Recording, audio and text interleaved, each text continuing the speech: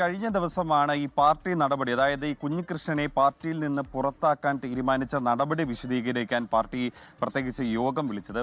പയ്യന്നൂരിലെ 12 local കമ്മിറ്റിയും ഒപ്പം തന്നെ അവിടുത്തെ ബ്രാഞ്ച് സെക്രട്ടറിമാരെയും പങ്കെടുപ്പിച്ചുകൊണ്ടായിരുന്നു ഈ വിശദീകരണ യോഗം. പാർട്ടിയെ വഞ്ചിച്ചുകൊണ്ട് മറ്റുള്ള ശത്രുക്കളുടെ കോടാലിക്കൈയായി വി കുഞ്ഞികൃഷ്ണൻ മാറി എന്ന് ആരോപിച്ചായിരുന്നു പാർട്ടിയുടെ നടപടി. മാത്രമല്ല, മാധ്യമങ്ങൾക്ക് വാർത്ത ചോർത്തി എന്നതടക്കമുള്ള കാര്യങ്ങൾ വിശദീകരിച്ചുകൊണ്ടായിരുന്നു നേതൃത്വം ഇന്നലെ ഈ കാര്യങ്ങൾ വിശദീകരിച്ചത്. അതുകൊണ്ടാണ് കുഞ്ഞികൃഷ്ണനെ പാർട്ടിയിൽ നിന്ന് പുറത്താക്കിയത് എന്നുള്ളൊരു നിലപാടാണ് പാർട്ടി ജില്ലാ കമ്മിറ്റി സ്വീകരിച്ചത്. ഈ നടപടി വിശദീകരിക്കാനാണ് ഇന്നലെ യോഗം വിളിച്ചത്.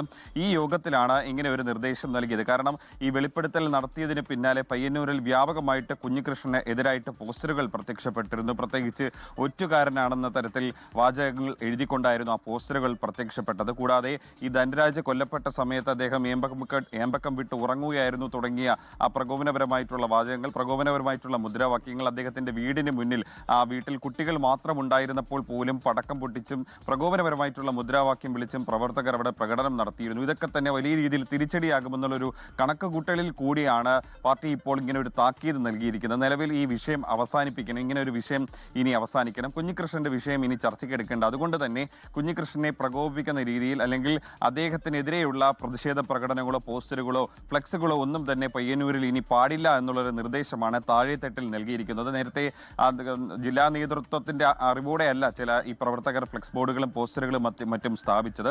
അവരുടെ വികാരം പ്രകടിപ്പിക്കുമായിരുന്നു എന്നാണ് വിലയിരുത്തൽ. അതിന്റെ കൂടെ മറ്റൊരു പ്രധാനപ്പെട്ട കാര്യം നടന്നത്, ഇന്നലെ ചേർന്ന ഈ വിശദീകരണ യോഗത്തിൽ ചില വിമർശനങ്ങളും അണികൾ താഴെത്തട്ടിലുള്ള പ്രവർത്തകർ ഉന്നയിച്ചു എന്നുള്ളതാണ്. അതായത് ഈ നേതാക്കൾ പങ്കെടുത്ത റിപ്പോർട്ടിംഗ് യോഗത്തിൽ ഈ പുറത്താക്കിയ നടപടി ശരിയായില്ലെന്നാണ് വിമർശനം ഉന്നയിച്ചത്. ചില ലോക്കൽ കമ്മിറ്റി സെക്രട്ടറിമാരാണ് ഇത്തരത്തിലുള്ള ഒരു വിമർശനം ഉന്നയിച്ചത് എന്നാണ് മനസ്സിലാക്കുന്നത്.